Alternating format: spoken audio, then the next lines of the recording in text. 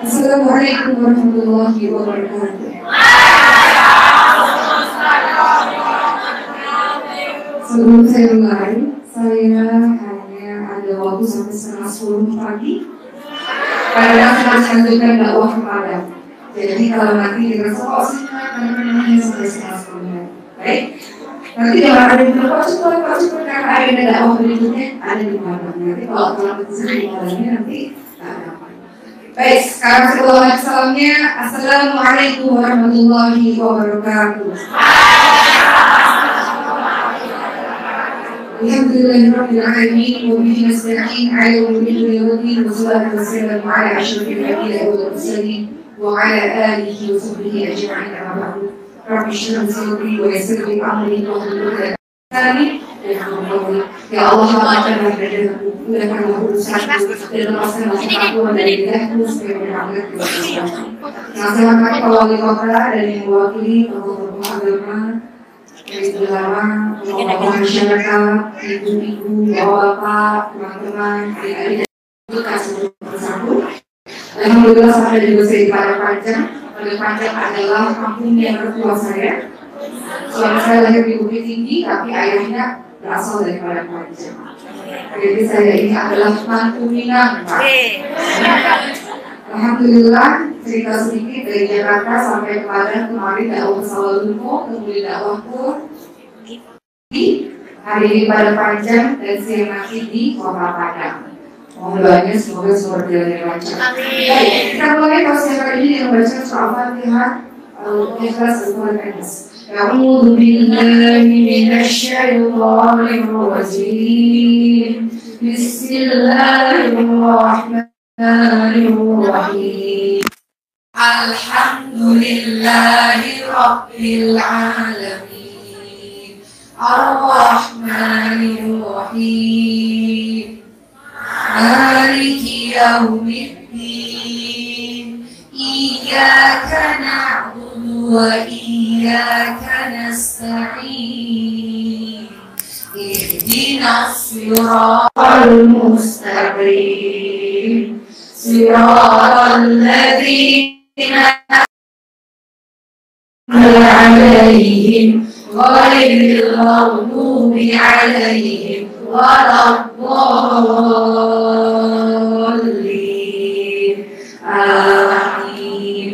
بسم الله الرحمن الرحيم قل هو الله أحد الله الصمد لم يلد ولم يولد ولم يكن له كفوا أحد.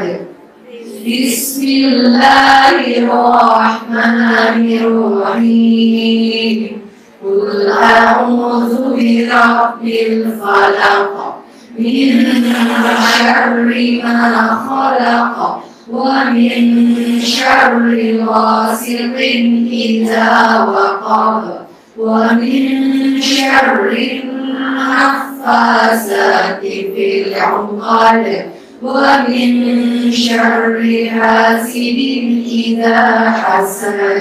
بسم الله الرحمن الرحيم قل أعوذ برب الناس ملك الناس إله الناس من شر الوسواس الخناس الذي يوسوس في صدور الناس من الجنة والناس.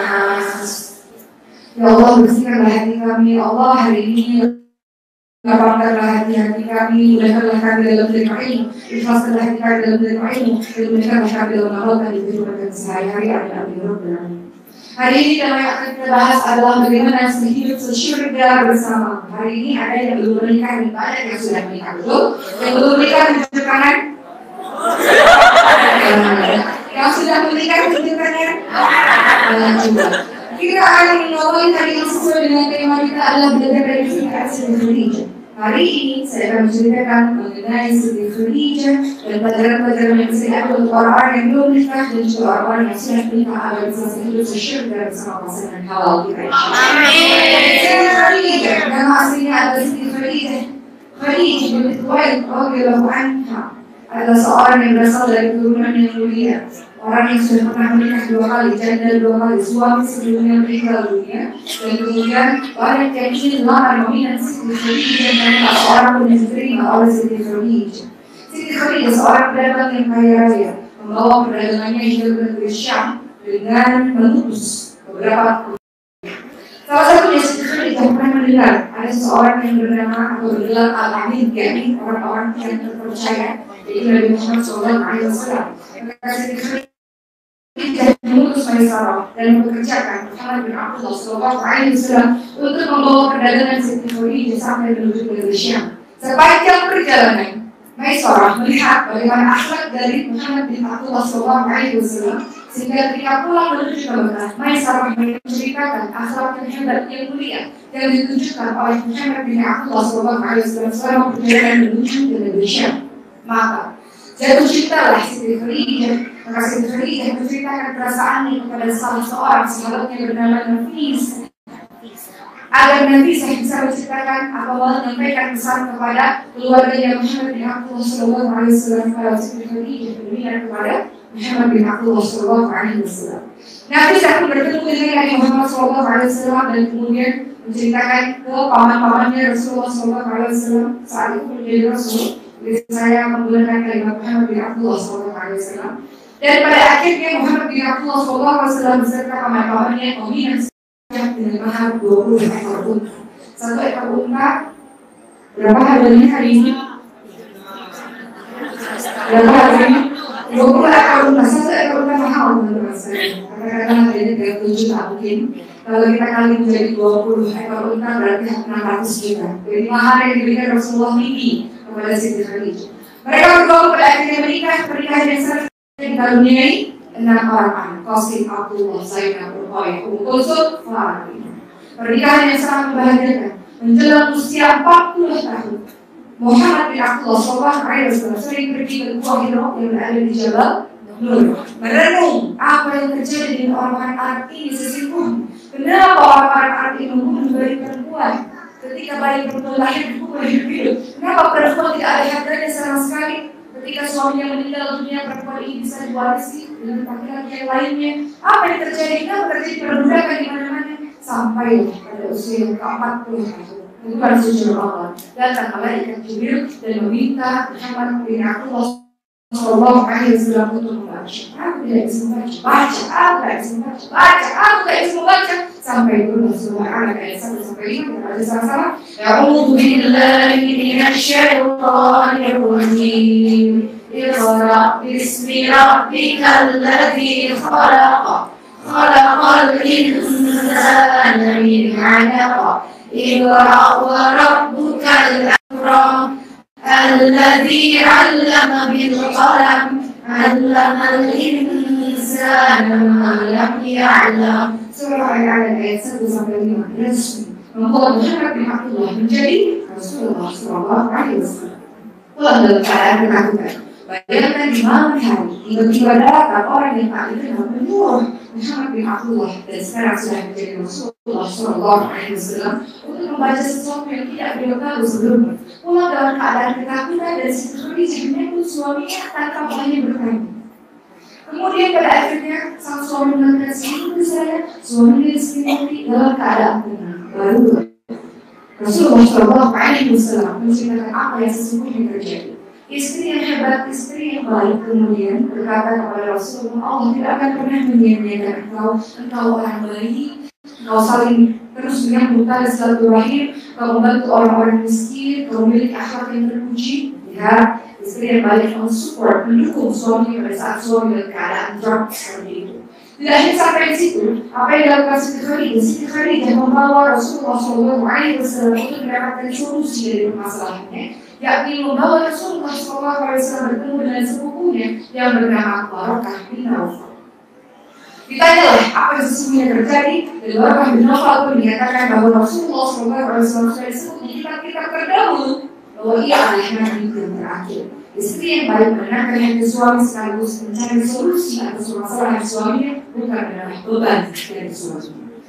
Singkat cerita, 10 tahun berdakwah di kota Mekah, 3 tahun berdakwah secara sembunyi-sembunyi. Perempuan yang pertama kali beriman kepada Rasul namanya adalah Siti Khadijah binti Khuwailid radhiyallahu anha.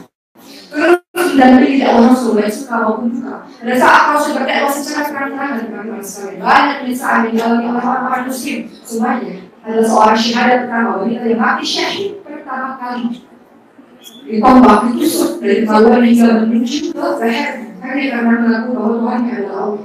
Di dalam Mekah, seorang budak berkulit hitam ditelanjangi, ditaruh, diletakkan di padang pasir yang tandus, kemudian di dadanya diletakkan batu yang sangat besar, bertahan mengatakan Tuhannya adalah Allah. Akidah yang kokoh, akidah yang kuat. Sebabnya sebelum kajian tadi kita membaca surah Al-Ikhlas, katakan Tuhan itu satu. Qul huwallahu ahad. Allah telah meminta segala sesuatu. Allah tidak berada dan tidak dimanapun dan tidak ada yang setara dengan Allah.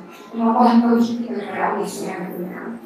Singkat cerita, di tahun 7 kenabian, selama 3 tahun sampai tahun 10 kenabian, Islam, Rasulullah SAW dan keluarga besarnya Bani Hashim diboikot teman-teman sekalian oleh orang-orang dari Quraisy selama 3 tahun lamanya.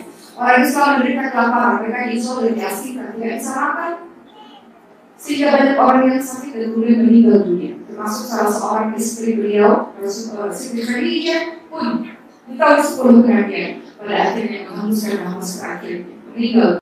Kalau bersedih, tentu saja. Dalam waktu yang berdekatan pamannya Nabi itu, Abu Thalib juga meninggal dunia. Kalau kita ditinggal oleh orang-orang yang kita cintai, itu rasanya separuh jiwa itu pergi, benar nggak?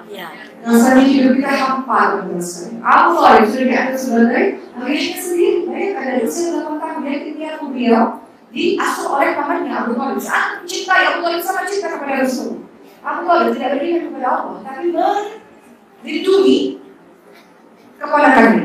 Siapapun yang hendak mengganggu Rasulullah SAW harus berhadapan dengan Abu Thalib. Abu Thalib lah yang menjadi pelindung bagi Rasulullah. Karena Rasul menyampaikan dakwah. Tidak ada yang bisa mengganggu Rasul, tidak ada yang bisa mengganggu Rasul. Sekarang ada Abu Thalib di hadapan di sisi Rasulullah SAW. Kemudian yang Siti Khadijah yang senantiasa bangkitkan rasa percaya diri suaminya, yang senantiasa menunjukkan hati suaminya ketika suaminya pulang lelah berdakwah, teman-teman sekalian. Sehingga ketika dua orang ini meninggal dunia dalam yang berkata dalam sejarah Islam dikenal dengan tahun-tahun kesedihan, Rasul sangat bersedih atas kepergian dua orang yang dicintai ini. Lalu pada akhirnya Rasul pun berdakwah ke Taif pun ditolak dakwahnya, dilempari batu, dilempari seorang sampai Rasul berdarah. Maka Allah menghibur hati Rasul dengan peristiwa Isra Mi'raj.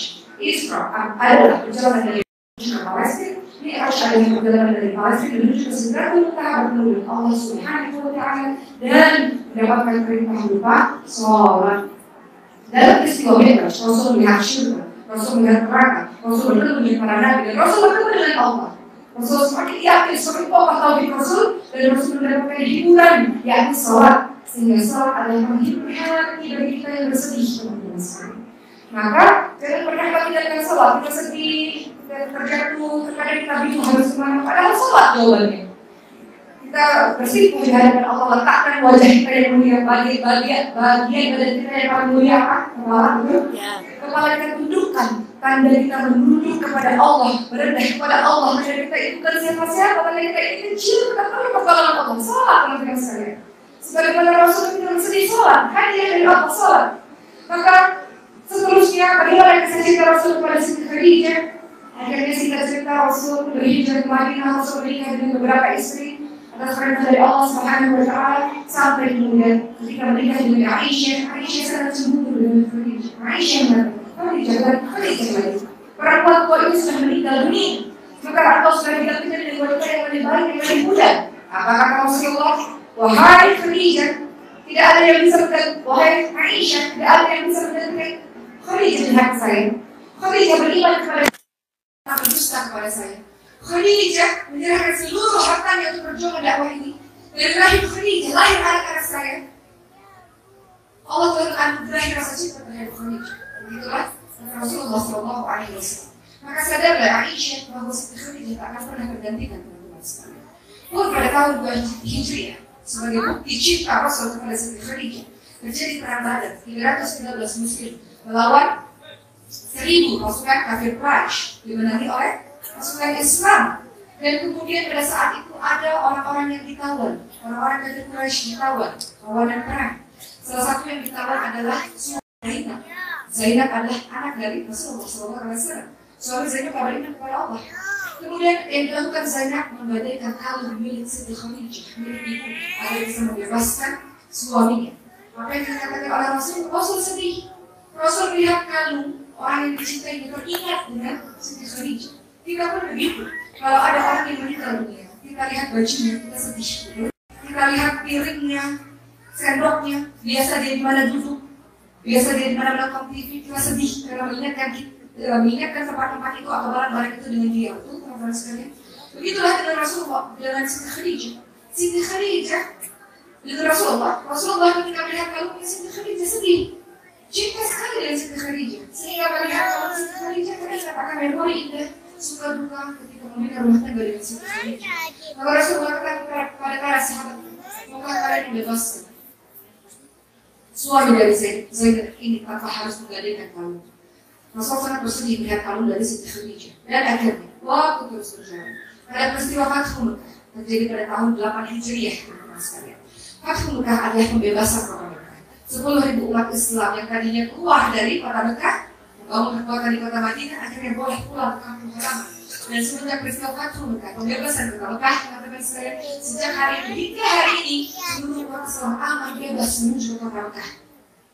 Ketika datang ke kota Mekah di tahun 8 Hijriah, pada saat Fathu Mekah, pembebasan kota Mekah, semua orang pulang ke rumah masing-masing. Namun Rasulullah SAW menuju ke pemakaman Makkah, menuju ke pemakaman Siti Khadijah, dan mengucapkan, Siti Khadijah, engkau benar. Dulu Khadijah pernah mengatakan, wahai suamiku, telah orang-orang ini akan memeluk agama Allah.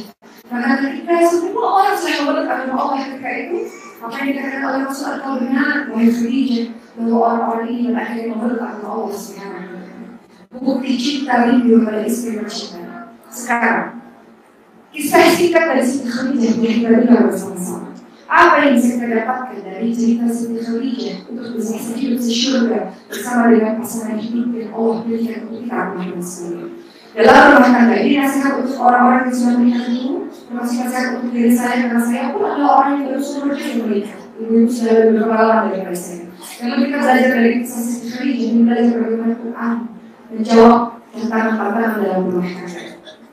Orang-orang yang mau nikah dulu apa yang sebelum nikah? Sebelum nikah dulu. Oke. Sebelum nikah akan bahas orang-orang yang sebelum nikah. Sebelum nikah, pelajari akhlak dari Siti Khadijah. Siti Khadijah mendapatkan suami pendamping hidupnya dilihat berdasarkan apa. Banyak orang yang bilang Siti Khadijah jadi kaya raya, jabatannya tinggi, hebat luar biasa. Dan Siti Khadijah memilih Nabi Muhammad SAW karena apa?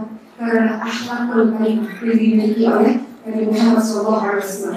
Untuk para gadis, pun ibu-ibu yang tidak menikahkan anak-anaknya dengan orang lain, maka yang paling utama adalah pilih akhlak yang baik, akhlakul karimah.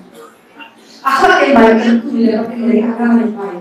Maka Rasulullah SAW ingatkan kita teman-teman sekalian, kalau ingin menikah, pilih dari 4 kriteria, dari cantik atau tampannya, dari keturunannya berasal dari keturunan mana, dia sendiri buah jatuh tidak jauh dari pohon, keluar dari yang lain, keluar dari yang lain, insya Allah akan benar.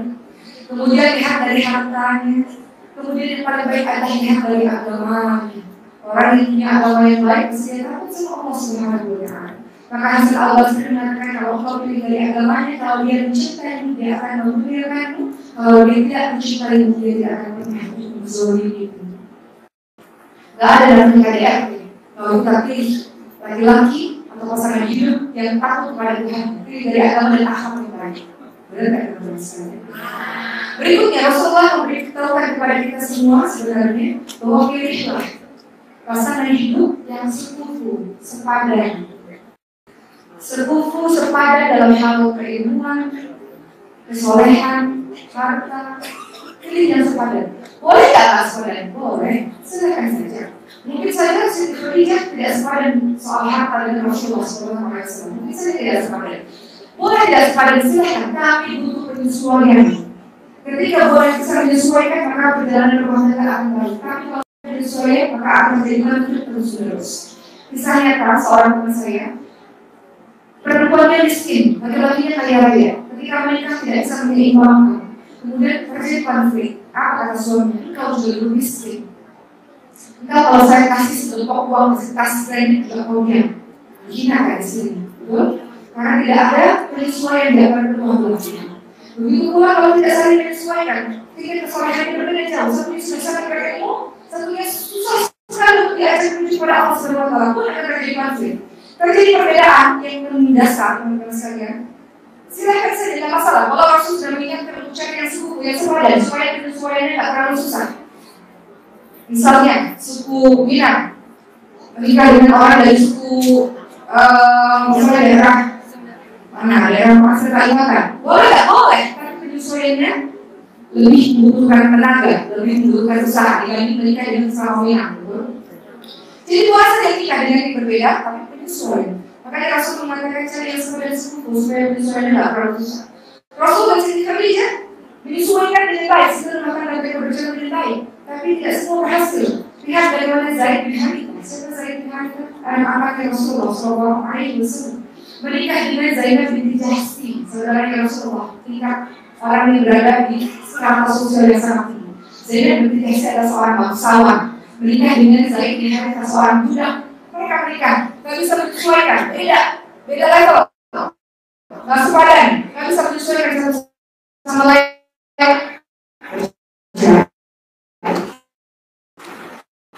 Jadi kalau kita mengikuti nasihat Rasulullah itu yang sepadan. Begitu pula teman-teman sekalian dalam surah. Kita kembali tidak hanya belajar dari sini, tapi kita belajar dari Quran untuk teman-teman yang ingin menikah. Buka surah An-Nur ayat 26. Surah An-Nur ayat 26.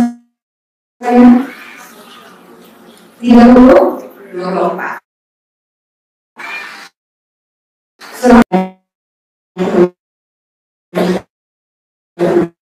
dan mungkin orang yang budinya banyak di orang-orang seperti waktu remang-remang. Lalu tidak perempuan soleh luar remang-remang, lalu tidak laki-laki soleh tempat-tempat maksiat seperti itu. Orang yang pergi ke depan maksiat, perempuan laki-laki itu dengan maksiat juga. Orang yang rajin di masjid, mendatang masalah juga sering di masjid, insya Allah. Ayat An-Nur 26 sejatinya memotivasi kita semua. Kalau ini dapat yang baik, kita harus jadi baik terlebih dahulu. Begitu ya. Jadi masa muda diisi dengan perkara-perkara yang baik. Gak usah terburu-buru. Orang yang terburu-buru itu dampaknya jadi pacaran. Apa yang dilakukan ketika kau pacaran?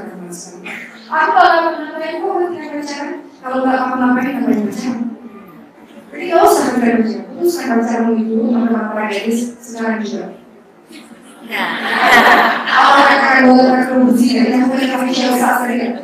Perempuan Islam, laki-laki Islam adalah orang-orang yang mampu menjaga kehormatan dirinya, harga dirinya, kesucian dirinya. Wanita kan wanita yang kesucian dirinya, betul? Benar nggak? Ada begitu kan yang wanita bilang gold seperti emas. Laki-lakinya merantau untuk mencari ilmu di luar sana. Artinya perempuan, laki-laki pun, tapi khususnya perempuan, jaga kehormatan dirimu, kesucian dirimu. Laki-laki, senang kalau apapun dia akan pilih perempuan baik-baik untuk jadi istrinya. Percaya kata-kata saya. Laki-laki, dia ibarat dari kumbang. Mohon maaf para laki-laki, dia laki-laki di luar sana, laki-laki di sini soleh. Laki-laki ibarat kumbang, wahai para gadis, dengarkan kata-kata saya sebelum kau menyesal. Dia dari kumbang, dia pergi menuju ke satu bunga, dihisap madunya bunga tersebut. Madunya sudah nggak ada, dia pergi menuju ke bunga berikutnya. Jangan engkau menjadi orang-orang yang bunganya dihisap seperti itu. Jaga harga dirimu, jaga kehormatan dirimu seperti Maria menjaga kesucian dirimu. Engkau berharga, engkau mahal. Jadi jangan mau kau disentuh-sentuh. Nggak ada orang-orang yang mencintai kemudian disentuh-sentuh. Cinta sebelum pernikahan adalah hawa nafsu. Cinta hanya ada setelah pernikahan yang suci. Cinta yang suci ada di pernikahan yang suci. Kelak semua kau akan menikah, teman-teman sekalian yang belum menikah. Pernikahan sebuah ibadah yang suci. Jangan dikotori dengan perjalanan yang kotor kemarin-kemarin. Maka siapapun yang sudah merasakan hal-hal yang dilarang oleh Allah, Allah katakan jangan dekati zina. Allah bukan katakan jangan berzina. Allah katakan jangan dekati zina. Makamu yang memandang kepada yang berlakau adalah mendekati zina. Kita memandang ya Allah ganteng banget, ya Allah cantik banget, berserpi hati. Cepat tundukkan pandangan. An-Nur ayat 30, An-Nur ayat 31. Qulil mu'minin yaghuddu min absarihim wa yahfadhu furujahum. Qulil mu'minat yaghuddu min absarihim wa yahfadhu furujahum. Katakan pada laki-laki beriman dan perempuan beriman, jaga pandangan, jaga kemaluan. Kau memandang yang bukan mahram mulakah dengan zina. Pun ibu-ibu yang sudah menikah jangan salah, terkadang tergoda juga dengan hal-hal begini. Lihat ustaz di masjid ganteng banget, ya Allah, cepat tinggikan pandangan. Ya, langkah meninggalkan zina. Begitu teman-teman sekalian.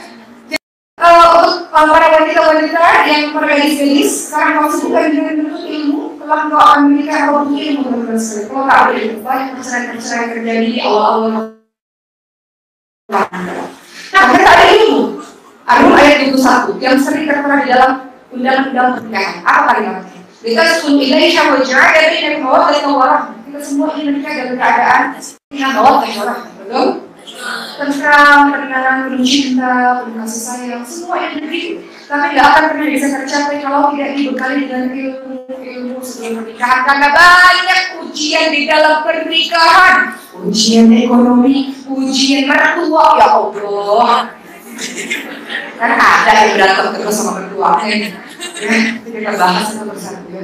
Kemudian ujian KDRT misalnya dan sebagainya kita bahas. Jadi isi diri kalian dengan ilmu, teman-teman sekalian. Ketika engkau mengisi diri dengan ilmu, maka engkau siap lahir batin bangun lahir rumah tangga. Dan sekarang kita berlanjut 15 menit lagi menuju ke orang-orang yang sudah menikah agar bisa sehidup syurga menurut versi Quran. Lihat Siti Khadijah, belajar dari Siti Khadijah, ada di samping Rasul dalam keadaan suka maupun duka.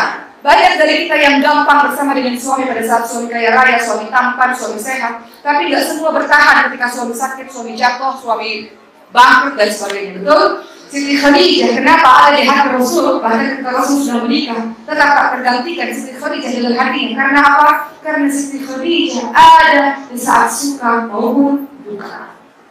Ada di sisinya Rasulullah SAW. Teman-teman sekalian, kalau kita lihat wanita yang soleh,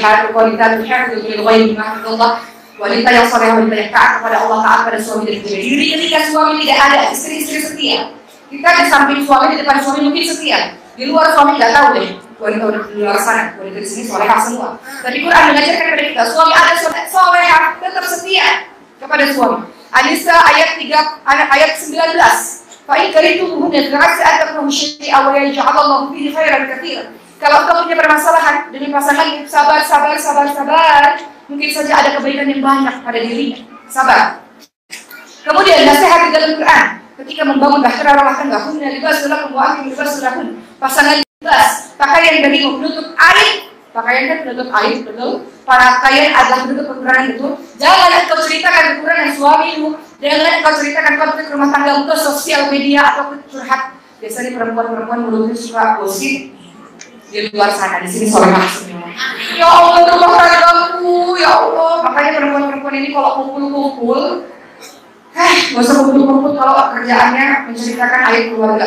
Nggak usah kumpul-kumpul kalau kerjaannya ngomongin orang lain, nggak usah. Majelis tidak hanya ada majelis ta'lim, tapi juga ada majelis gibah. Banyak perempuan-perempuan menggibahi suaminya sendiri. Atau ada juga laki-laki bermulut perempuan, kerjaannya ngomongin istrinya di teman-temannya, hati-hati. Pasangan kita adalah libas, pakaian, tutup mulut, tutup. Man kana yu'minu billahi wal yawmil akhir falyaqul khairan aw liyasmut. Barang siapa yang beriman kepada Allah dan hari akhir, hendaklah dia berkata baik. Bagaimana rumah tanggamu? Alhamdulillah baik. Dalam hati, ya Allah, sedih banget ya Allah rumah tanggamu ya Allah. Bagaimana rumah tanggamu? Alhamdulillah, Allah melindungi keluarga kami di sepertiga malam. Ya Allah, gak sabar rasanya menghadapi dia. Ya Allah, sedih banget, benci banget ternyata ya Allah. Itu di hadapan Allah, di hadapan orang lain. Alhamdulillah. Segala puji bagi Allah. Alhamdulillah akhirnya segala puji bagi Allah untuk semua keadaan. Mengenai libasul teman-teman sekalian. Jaga aib keluargamu. Kau buka aib suamimu, pasanganmu, kau sudah membuka aib dari diri sendiri. Kemudian apa lagi di dalam Al-Quran? Baca surah Al-Hujurat ayat 12. Ya ayyuhalladzina amanu ijtanibu katsiran minadh dhunni itu wala tajassasu wala yaghtab. Wahai orang-orang beriman. Tapi hari ini kita fokuskan kepada perempuan. Wahai para ibu, di sini banyak ibu-ibu. Dan juga ada bapak-bapak suka dibalas-balas di WA, cuma balasnya YA, ya, oke, padahal saya SMS panjang-panjang. Sungguh luar biasa, ya ampun. Ini istri apa polisi sih? Ada juga suaminya nggak percaya apa nama istrinya, dikasih GPS. Mana istri saya? Jadi sama siapa dia ya? Tiap 2 menit sekali telepon, harus video call, kasih tahu video teman-teman. Nggak percaya sama pasangan. Ya mungkin dulu pasangannya kena aneh-aneh jadi nggak percaya, bisa aja. Atau orang korektif misalnya. Tapi jangan seuzon. Yang kedua, apa dikatakan surah Al-Hujurat ayat 12, jangan cari-cari kesalahan. Biasanya, dari yang ketiga dilanjutkan ayatnya adalah jangan menggunjing. Sebelum tahap menggunjing, ngomongin kejelekan, akan apa-apa kadang suka. Ini biasanya pernikahan muda. Tapi kalau pernikahan yang sudah puluhan tahun, sabar. Kalau nggak sabar, udah bubar dari awal pernikahan. Ya? Bener nggak? Orang yang sudah puluhan tahun nikah, dimaklumi, sabar. Tapi awal-awal nikah, seuzon. Cari-cari kesalahan terus, kunci terus. Itu akhlak yang kita hilangkan, teman-teman sekalian. Dan ada banyak konflik dalam rumah tangga. Beberapa di antaranya adalah KDRT. Betul? Tadi Hasan Al-Basri mengatakan kalau engkau pilih agama, gak akan, kalau dia mencintaimu dia memuliakan, kalau dia tak mencintaimu dia tidak akan pernah menzalimi. KDRT teman-teman sekalian dalam rumah tangga itu ada 4. Ada KDRT secara tindakan, dicambak, ditarik rambutnya, dijambak sama ditarik rambutnya sama ya, dipukul, ditendang dan sebagainya. Luar biasa, istrinya dijadikan partner bulat untuknya ya. Luar biasa ini laki-laki ini. Laki-laki mulia dia memuliakan perempuan, laki-laki yang hina dia menghinakan perempuannya. Jadi laki-laki yang partner bulatnya, partner pendongnya dan segala macam adalah istrinya, perempuannya laki-laki yang hina. Rasul sudah ingatkan, wahai para laki-laki, wala taqribul wajh, jangan pukul wajah, apalagi yang lain-lain, nggak boleh pukul wajah. Wala tuqabbi, nggak boleh kau caci maki. Makanya tadi saya katakan ada laki-laki untuk perempuan, ketika marah sumpah serapah caci maki, luar biasa. Wala tahjur ila fil bait, jangan kau biarkan kecuali di rumah sendiri. KDRT ada 4 ini, orang yang suka pukul-pukul, kemudian KDRT secara lisan, nggak pernah mukul sih, tapi kata-katanya ya Allah menusuk ke hati. Benar. Termasuk KDRT lisan itu perempuan nggak tahu apa-apa, direndahkan, nggak berharga kayak itu pun KDRT secara lisan. Kita merasa nggak aman, kita merasa sedih, kita lagi nyelukit, itu juga KDRT secara lisan. 3, KDRT secara seksual, dan kemudian saya nggak bahas hari ini karena masih banyak anak-anak muda. Dan kemudian yang keempat KDRT secara ekonomi. Artinya yang ada ini saya ingin mengatakan Allah kepada Allah mau dimaafkan min amwali. Teman-teman sekalian, laki-laki disebut qawwam karena dia punya kewajiban menafkahi. Tapi ada laki-laki yang nggak ada alasan syar'i karena malas. Dia nggak cari pekerjaan, nggak cari nafkah. Ini kekerasan dalam bidang ekonomi. Beda teman-teman sekalian. Kalau laki-lakinya sudah berusaha tapi di PHK atau sudah berusaha tapi dia sakit, itu beda. Maka perempuan yang mengerti kondisi suaminya, bahkan banyak perempuan hebat akhirnya mengambil alih suaminya. Perempuan diciptakan dari tulang rusuk, bukan tulang punggung. Dia tidak punya kewajiban mencari nafkah. Tapi perempuan ini melihat suaminya sakit, suaminya di PHK, suaminya sudah berusaha, namun juga belum dapat pekerjaan. Kemudian perempuan ini bekerja, perempuan itu hebat teman-teman sekalian, luar biasa. Bukan kewajibannya, tapi dia melakukan membantu suaminya. Itu perempuan yang hebat. Beda kalau suaminya malas, ya, tidak mau bekerja karena mengandalkan mengandalkan istri. Istri bekerja 100% hartanya mutlak milik istri. Adapun istri menyerahkan kepada suami dan anak-anak namanya sodakoh. Laki-laki bekerja, hei bagianmu mana, bagianku mana, hartamu sebagian ada milikku wahai suamiku. Gitu. Laki-laki yang paham agama, dia tahu, dia nggak akan mengambil harta istrinya. Tapi laki-laki nggak ngerti agama, ya udah istriku sudah bekerja, ya sudah kau saja yang bekerja, aku tak bekerja. Nggak ngerti, karena nggak ngerti dengan agama teman-teman sekalian. Kan yang penting untuk mencari laki-laki yang paham dengan agama, sehingga paham dengan tugas tanggung jawabnya sendiri. Kemudian ada permasalahan rumah tangga karena keselingkuhan, betul?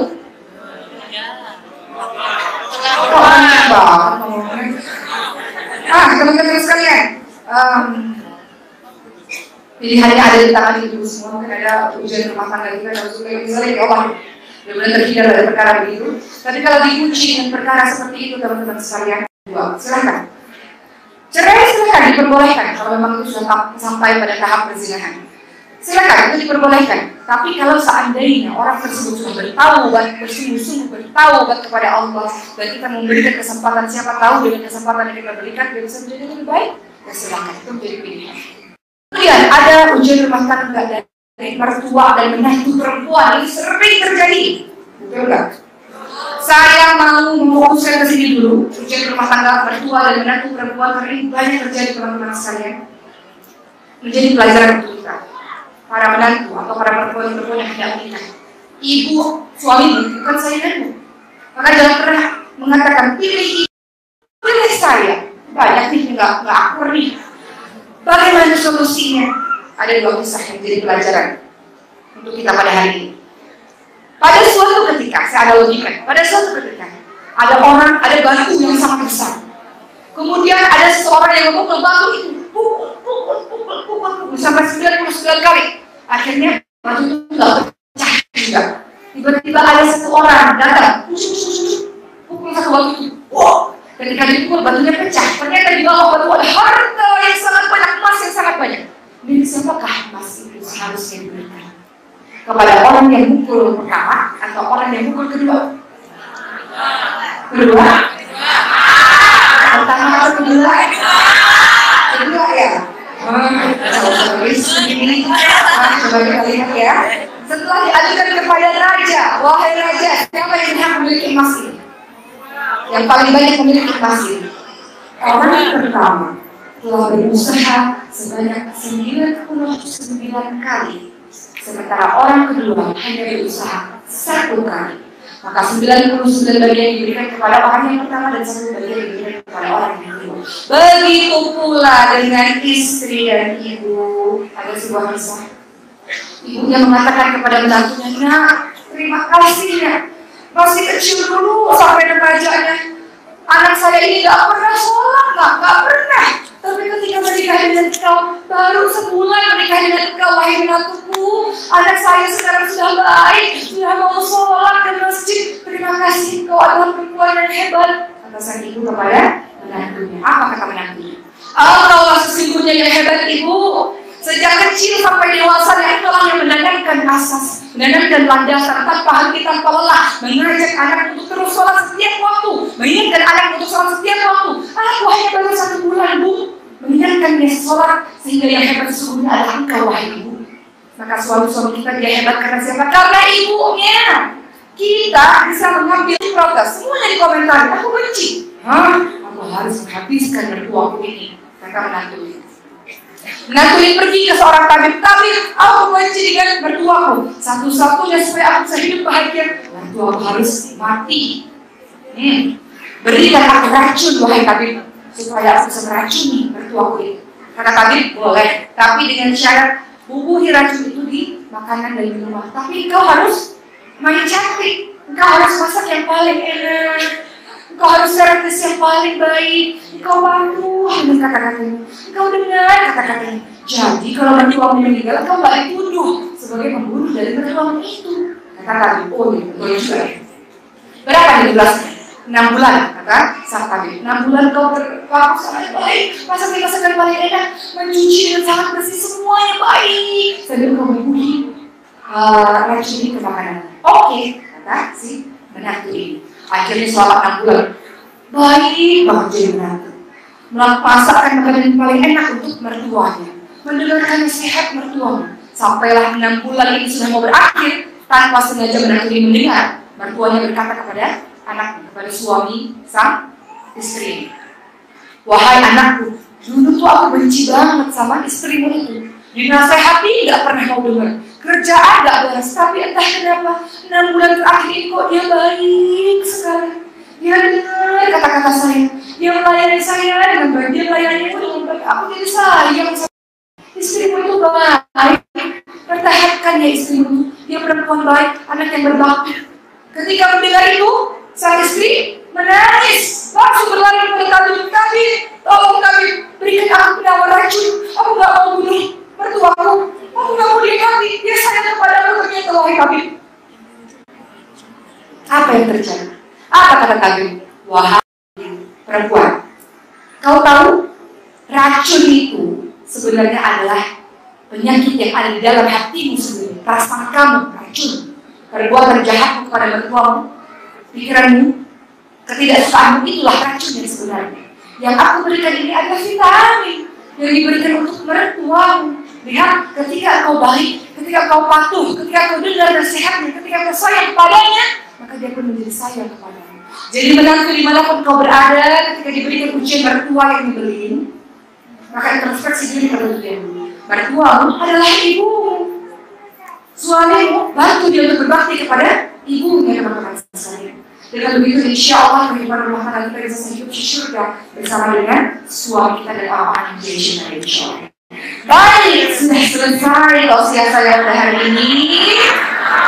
Saya berharap mudah-mudahan apa yang saya sampaikan, mulai dari kisah Siti Khadijah, mulai dari panduan-panduan teman-teman yang belum menikah, sampai panduan ibu-ibu yang sudah menikah, belajar Qurannya, balik kepada Quran, dan minta kepada Allah kesabaran. Pasti ya, punya suami Fir'aun, suami kita bukan Fir'aun, betul nggak? Maka berjihadlah untuk mempertahankan keutuhan rumah tangga. Ada anak-anak yang membutuhkan figur orang tua, dan semoga pernikahan kita semua bahagia di dunia akhirat, insya Allah. Baik, hari ini, alhamdulillah. Assalamualaikum warahmatullahi wabarakatuh.